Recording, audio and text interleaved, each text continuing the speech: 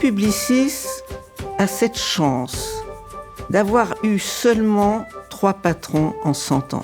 Quand même pas mal. Alors, 3 PDG en 100 ans, il faut le dire vite. Parce qu'il y en a eu 2 en 90 ans. En réalité, je suis un petit jeuneau. Et si effectivement le nom de mon père n'a pas complètement disparu de Publicis, c'est parce que ce soit Maurice Lévy ou Arthur, il parle, il évoque le nom de mon père. Il y a quelque chose de transmission presque familiale, quoi. Ce qu'il y a de formidable dans ces 2 PDG en 90 ans, c'est que vous avez 2 personnalités extraordinaires. Nous n'avons aucun goût pour les choses faciles. Nous n'avons aucun goût pour les choses évidentes. On dit que notre vision, c'est viva la différence. Ce ne sont pas que des mots. Publicis est une entreprise très différente. Vous savez, mon père avait coutume de dire « L'imagination est plus importante que la connaissance ». À l'âge que j'ai, une seule chose m'intéresse, l'avenir. Oh putain, c'est bon ça.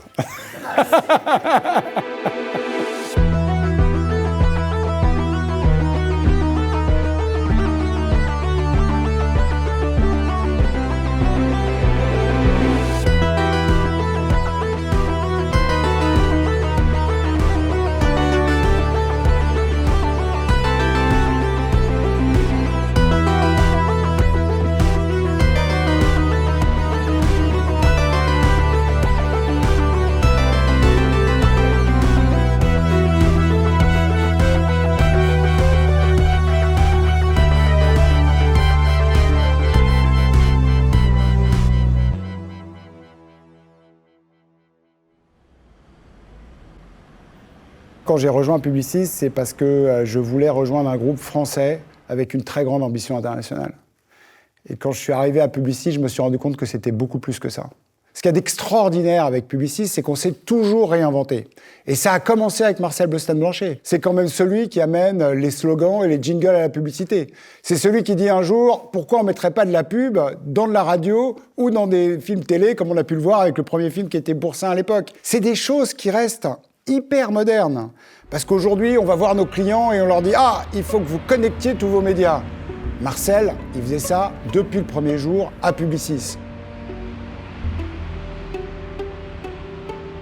C'est ici qu'a débuté M. Bleustein-Blanchet et le titre de ce livre, La rage de convaincre, situe bien la carrière de l'auteur qui, à 20 ans, avait abandonné l'affaire familiale de meubles pour se lancer dans un métier qui n'existait pas encore, la publicité. Mon père avait quitté l'école à 12 ans pour aller vendre des meubles avec son père, dehors. Et pour le coup, vous apprenez la rage de convaincre. Il harangue les gens, mais surtout, ce qu'il fait, c'est qu'il écrit les annonces du magasin de son père. Et il voit qu'il a un vrai talent, et ce qui fait qu'un beau jour, il dit à son père « Ciao, je m'en vais. Je vais créer mon agence. » Son père lui répond « Tu veux vendre des courants d'air ?» Et il répond, c'est le vent qui fait tourner les moulins. Et c'est comme ça qu'il crée Publicis en 1926, alors qu'il a 20 ans. Il l'installa au 17 de la rue du Faubourg-Montmartre. Derrière la porte d'entrée, il y avait une pièce, une petite cuisine, et en bas, un marchand de boudin. Publicis était né. J'ai engagé une secrétaire qui ne connaissait pas l'orthographe et moi non plus. Et il disait, elle était constellée de taches de rousseur et de fautes d'orthographe.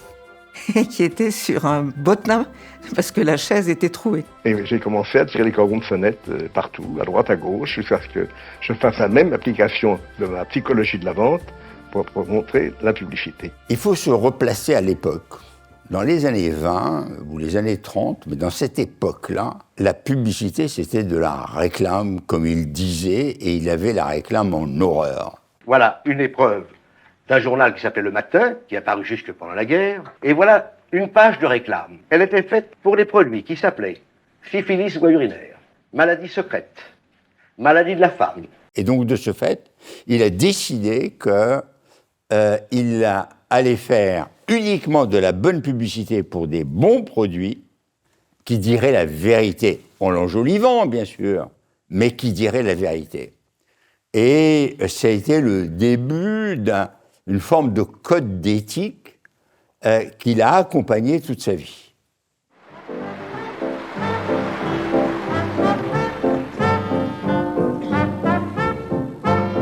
Marcel Bloustin-Blanchet est très jeune, mais très curieux, et il se dit « L'Amérique, c'est la Mecque de la publicité. Je vais donc aller à la Mecque. » Et là, il va rencontrer les gens de CBS, les agences de publicité, il va rencontrer Gallup, il va rencontrer un certain nombre de personnalités, et il va apprendre. Il va apprendre et il va découvrir que la publicité, c'est un métier. Aussi bête que cela puisse paraître, c'est un vrai métier. Les années 29-30 sont difficiles, c'est compliqué. Il décide que la seule façon pour lui de se développer, c'est de faire de la qualité. Et l'agence devient extrêmement créative et se développe.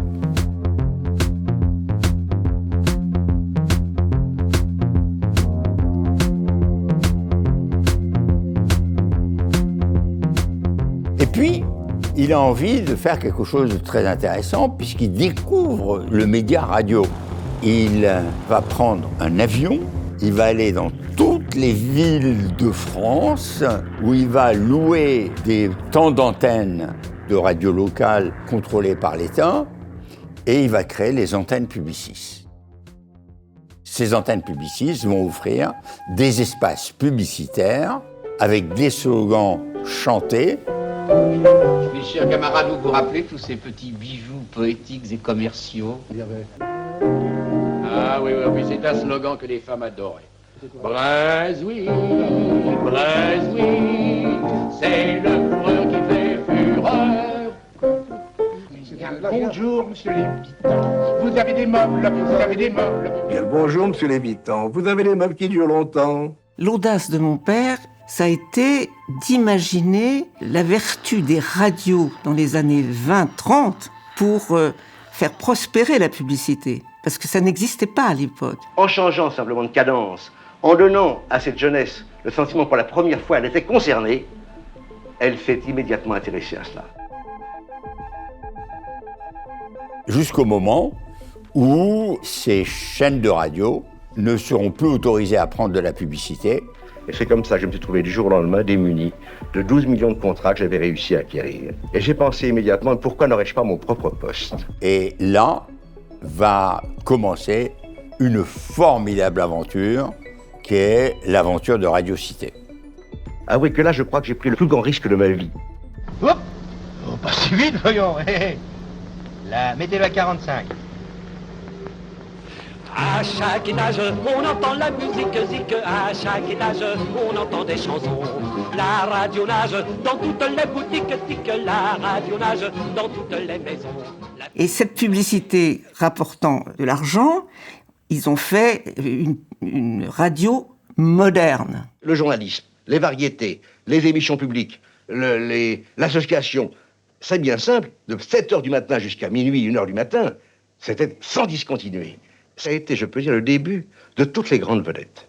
Quand il me prend dans ses bras, qu'il me parle pas, je vois la vie en rond. Piaf a passé au musical des jeunes. Charles Trenet, que j'avais trouvé moi-même dans un cabaret qui chantait sur Yon Sekian. C'est la romance de Paris. Marcel Bloustin a 30 ans, il est milliardaire. Il a déjà vécu toute une vie.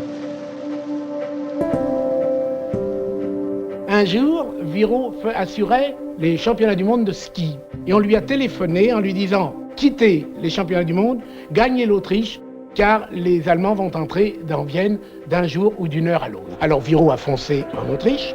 Il est entré dans un bistrot. Il y avait une cabine téléphonique au fond. Et il a eu le studio de Radio Cité. Et à ce moment-là, il nous a dit « Je suis dans Vienne, je suis dans un café, les Allemands vont entrer d'une minute à l'autre. Oh, attendez !» dit-il. Il a tiré sur le fil le plus possible, il a gardé le récepteur et il nous a dit « Écoutez, écoutez le bruit des pas, les Allemands en ce moment entrent dans Vienne. » On a senti que quelque chose se passait dans le monde, nous étions 5 hommes à pleurer d'émotion. Évidemment, quand la guerre est arrivée, tout a été supprimé.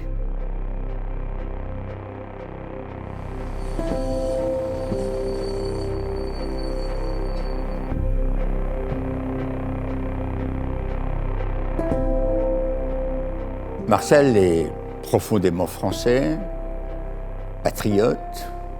La première chose qu'il fait, c'est de saboter, et ça c'est un crève-cœur, l'émetteur de Radio Cité, et il le fait effectivement exploser. Son agence et un certain nombre d'autres éléments tombent entre les mains des administrateurs des biens juifs.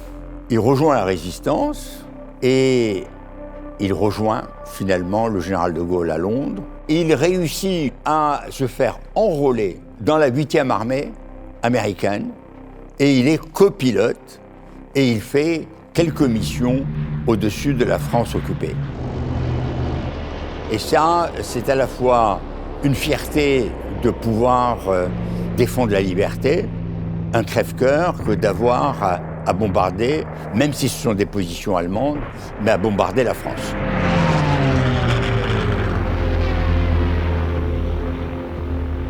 Les troupes alliées sont à proximité de Paris.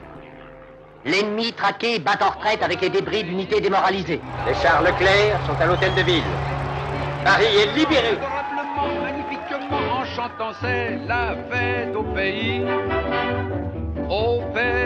qui revit.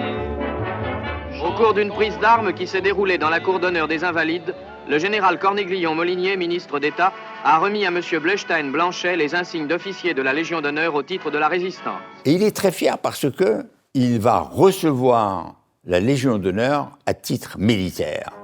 Je suis fou de colère, de chocolat colère. Je suis fou de colère. J'entends son nom partout. J'entends y par là que le chocolat. Tout le monde est fou. Quelle joie dans l'air. Tout le monde est fou de colère. C'était la reconstruction de Publicis après la guerre. Ce qui me frappe beaucoup, c'est qu'il avait un enthousiasme stupéfiant. Ce recommencement de Publicis a été une des choses qui m'a le plus impressionné, parce que c'était vraiment repartir à zéro. Marcel Bleustein-Blanchet redémarre Publicis en 1945. Ce n'est pas facile, parce que certains administrateurs de biens juifs se les étaient appropriés, pensant qu'ils ne reviendraient jamais. D'ailleurs, malheureusement, certains ne sont jamais revenus. Et il redémarre de manière très intéressante avec des budgets américains. Oh, dents blanches, haleine fraîche, super dentifrice Colgate. Le super dentifrice Colgate nettoie votre haleine en nettoyant vos dents. Nouveau, sensationnel, super Colgate.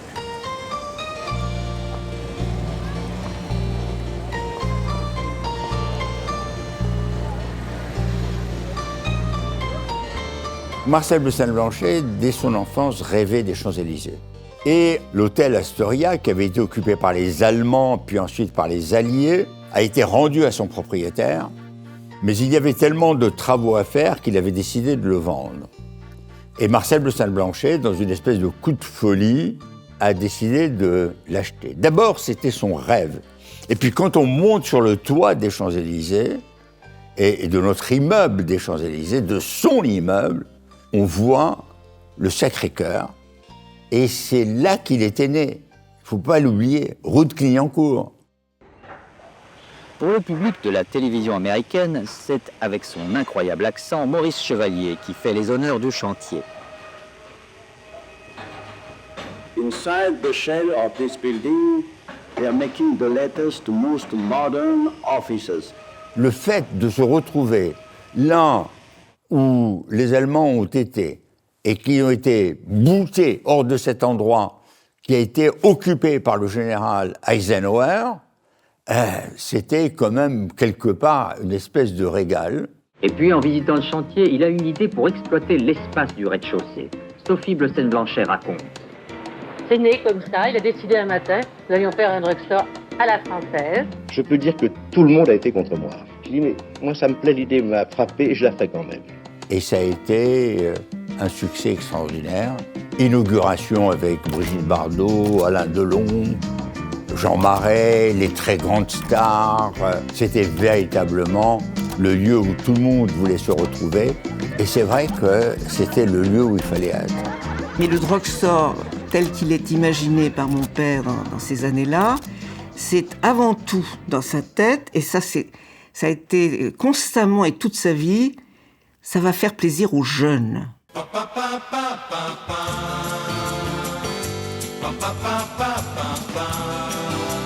Je les porte parce que ça me plaît. Êtes-vous folle? Moi, je ne suis pas folle.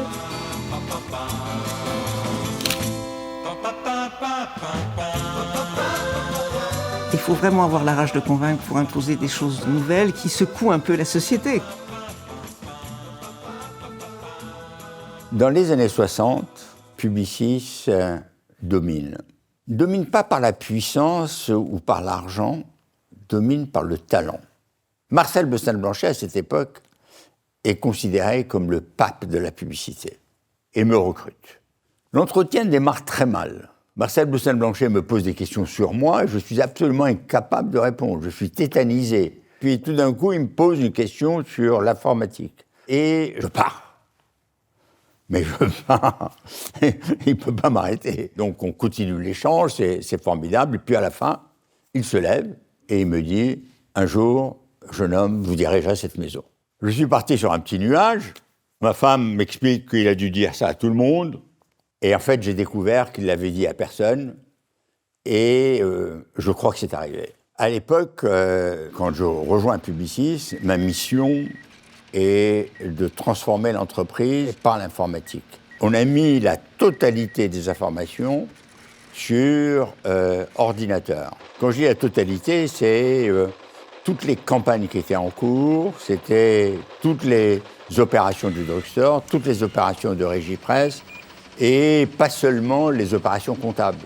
Et Publicis, c'est quasiment la seule agence qui met toutes ces technologies en œuvre et toutes ces sciences et domine le marché. Je pense que j'ai réalisé les rêves de ma jeunesse et que je les ai même dépassés. Je ne croyais pas que ce soit possible.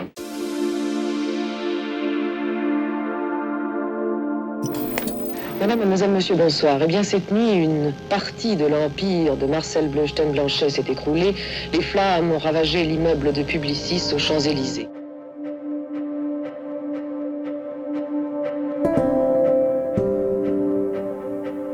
La foule est massée de l'autre côté de la rue et j'ai ce sentiment affreux qu'elle est au spectacle.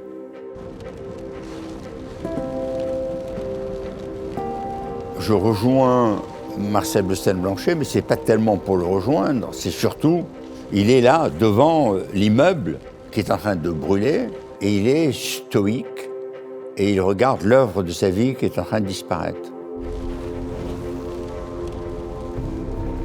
Je veux entrer, les pompiers me l'interdisent, je vois une espèce de commande-car ou de jeep, et il y a une veste en cuir et un casque de pompier, Messa.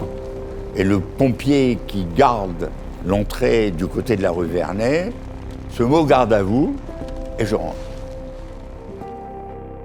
Honnêtement, le premier mouvement, c'est les équipes travaillaient en 3-8. Il y a peut-être des gens qui sont là. J'ai mal aux yeux. Et j'avale de la fumée âcre. Je suis dans l'obscurité la plus totale. Je patauge dans l'eau.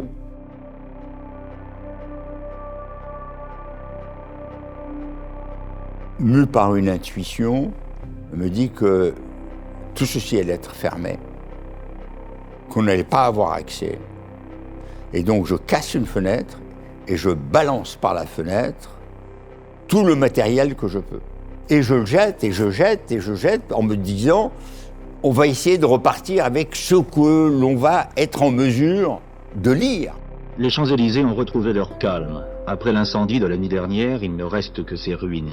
Ici s'élevait un immeuble qui groupait Régipresse, le drugstore, l'agence Publicis et le cinéma du même nom. Les 1600 employés sont venus ce matin à 9h contempler le désastre. Tous étaient graves, tous ont tenu à attester leur présence. Je vous demande d'être confiants et rassurés. Nous sommes en train de rechercher le plus tôt possible les locaux nécessaires pour vous y loger. Les règlements de fin de mois sont assurés. Vous n'avez aucune inquiétude à avoir. Je pense que comme d'habitude, vous me ferez confiance. Dans quelques jours, vous serez logés, je vous le promets. Merci. On réussit à convaincre IBM de nous donner une machine et on commence à lire les bandes. Et on constate qu'effectivement, on peut retrouver les données. Et pendant quelques jours et nuits, on travaille sans relâche, ce qui fait que le mardi d'après, chaque collaborateur avait la liste complète de tout ce qu'il avait à faire, savait exactement où il en était sur les campagnes, les fournisseurs ont été payés, les clients ont été facturés, les salariés ont été payés et l'entreprise a redémarré. Et ça m'a beaucoup impressionné, que 2 fois Publicis ait pu reprendre après des désastres pareils. Formidable.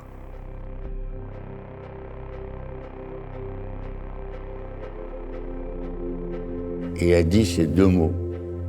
Publicis continue. Et Publicis a continué. Qu'est-ce qu'on pouvait faire? Alors fallait pleurer sur les cendres ou reconstruire?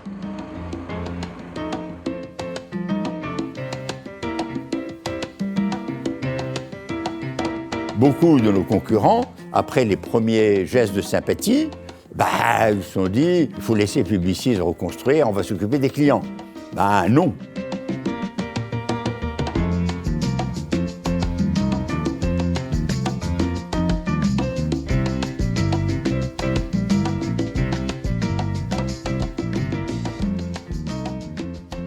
Notre immeuble au 133 avenue des Champs-Élysées, non seulement fait partie de notre histoire et de notre ADN, mais quelque chose d'essentiel aujourd'hui encore pour Publicis. Alors, c'est Maurice qui est en charge de la déco. On n'est pas toujours d'accord, mais tant que ça lui plaît, tout va bien. Mais c'est surtout un endroit où on peut recevoir notamment nos clients internationaux. À chaque fois, on leur remontre que cet immeuble était celui d'Eisenhower à la libération de Paris, qu'il est parti en flammes et qu'il a été reconstruit. Ils comprennent une partie de la culture de Publicis. Et évidemment, ça en fera un endroit formidable pour des marques de luxe, mais non, ça va rester les meubles Publicis parce que là encore, ça fait partie de notre histoire, ça fait partie de notre différence et ça fait partie des choses qui font notre culture. Marcel Bleustein-Blanchet avait compris que la dimension au moins européenne était importante. Et en mars ou avril 1972, donc quelques mois avant l'incendie, il fait une première acquisition qui est le réseau Intermarco. Mais le réseau Intermarco, c'est tout petit. Et il fallait très vite le compléter si on voulait être crédible. Et il s'attaque à un deuxième réseau, qui est le réseau Farner. Il faut bien comprendre ce que représentait le Paris de Marcel Bleustein-Blanchet. Aucune agence française n'avait encore réussi hors de l'Hexagone. L'Europe de la publicité était largement dominée par les agences américaines. Cette situation devait être modifiée par la volonté d'un homme à un moment où d'autres auraient renoncé. Résultat, 21 agences dans 16 pays. Jusqu'au moment où Marcel Bleustein-Blanchet décide de me nommer président de son agence, Publicis Conseil, celle par laquelle tout a commencé. Du pour ça.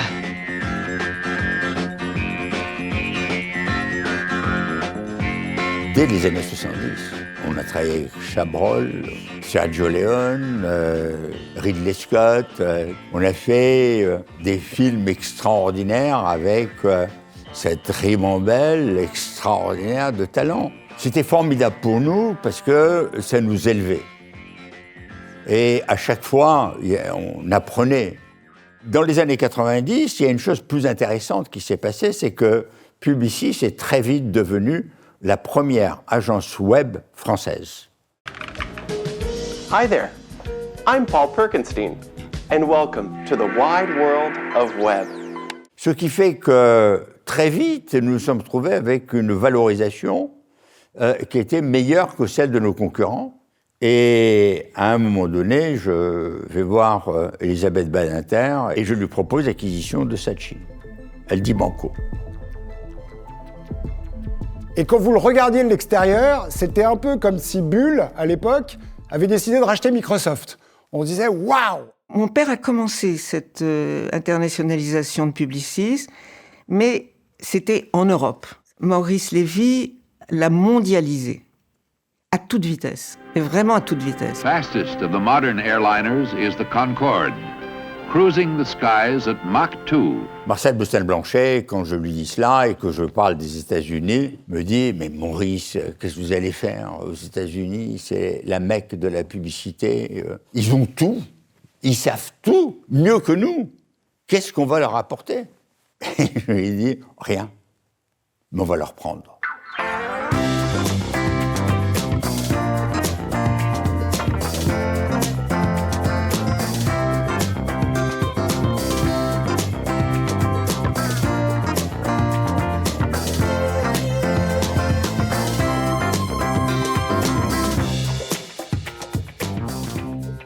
Il a compris avant tout le monde que le digital allait être au cœur de la création et des médias.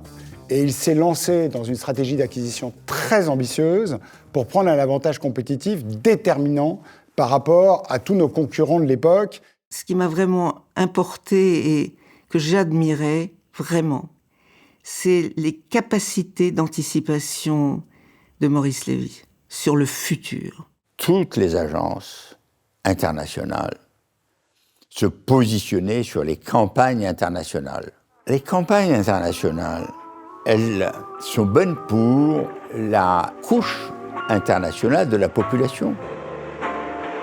Certains donneraient tout pour un Coca-Cola bien frais. You know where to find it. Siempre Coca-Cola. Mais les couches profondes, elles sont locales. Elles vivent localement. Elles parlent des langues locales. Elles ont des us et des habitudes, une culture locale. Elles ont été biberonnées à des comptines locales. C'est cette localité qu'il faut préserver. Et à ce moment-là, je me suis dit, mais il faut faire viva la différence. Et donc, on va offrir aux annonceurs la possibilité d'entrer en profondeur dans les populations locales. On obtenait des résultats exceptionnels, et ça nous permettait aussi de montrer à nos clients qu'on les emmenait toujours un peu plus loin, un peu plus haut, et qu'on les faisait gagner. Au fond, ce qu'il faisait, c'était pas de racheter des marques, c'était de faire venir de nouveaux talents au sein de ces marques pour travailler pour des clients qui commençaient à se développer à l'international. Quand arrive le moment de tirer ma révérence et de laisser la place, Arthur se détache très vite. Il me dit « Qu'est-ce que vous allez faire, vous ?» Je dis « Moi, je m'en vais. » Et il me répond « Si vous partez, je ne prends pas le job. » Parce que si Maurice Lévy s'en va, je ne suis pas le bon CEO pour Publicis. Parce que je peux peut-être apporter beaucoup, mais j'aurais besoin de lui pour réussir. Et au moment où j'arrive, on est très challengé par les grandes plateformes, les Facebook, les Google, et les investisseurs, comme certains clients, disent au fond, notre industrie va disparaître. Et on a fait beaucoup de paris très audacieux.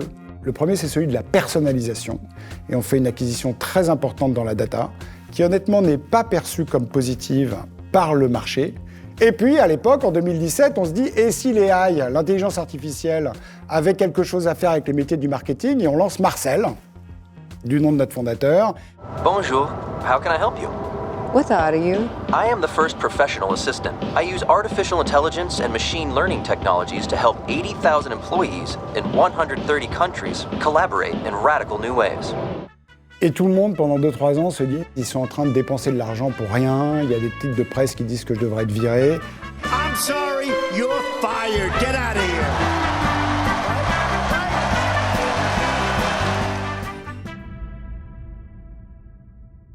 Et puis le Covid arrive. Et au fond, ce nouveau monde était fait pour Marcel, ou Marcel était fait pour ce nouveau monde. Et ça nous a permis non seulement de passer la crise mieux que les autres, mais surtout de repartir plus vite que les autres. On parle beaucoup du développement de Publicis, de sa place sur le marché mondial, des victoires qu'on a pu avoir, mais une des choses dont on parle peut-être moins, qui est au cœur du groupe depuis 100 ans, c'est sa capacité à jouer un rôle social et sociétal en France et au-delà. Mais si vous regardez une fois de plus l'histoire de Publicis, le rôle qu'on a pu jouer dans l'égalité homme-femme, Show me what it looks like to run like a girl. Le rôle qu'on a pu jouer dans l'égalité des chances, la fondation de la vocation est par exemple un exemple formidable de comment est-ce qu'on aide des dizaines de jeunes tous les ans à réaliser leurs projets. C'est une idée que Marcel Bleustein-Blanchet a eue pendant la guerre.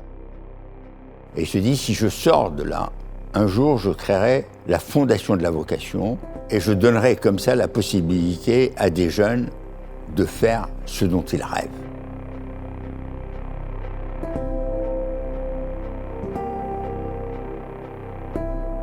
Working with Cancer s'inscrit évidemment dans cette démarche. Le fait d'avoir pu exposer au fond à mes collaborateurs et à l'industrie ma vulnérabilité s'est transformé en une grande force.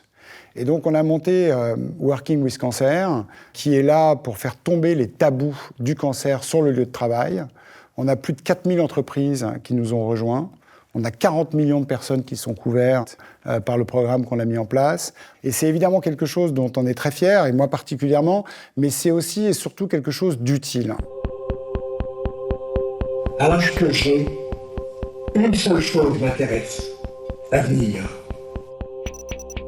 Là où je pense que beaucoup se trompent encore, c'est que l'avenir de l'intelligence artificielle, c'est l'humain.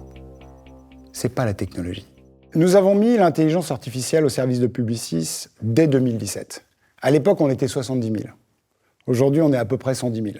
Donc le moins qu'on puisse dire, c'est que bien employée, l'intelligence artificielle peut créer des emplois. Et ce qu'on essaye de faire à Publicis depuis toujours, depuis toutes les révolutions qu'on a connues, c'est une fois de plus de mettre les femmes et les hommes de Publicis au centre de tout ce qu'on fait et de faire les paris audacieux qui nous permettent de les faire progresser.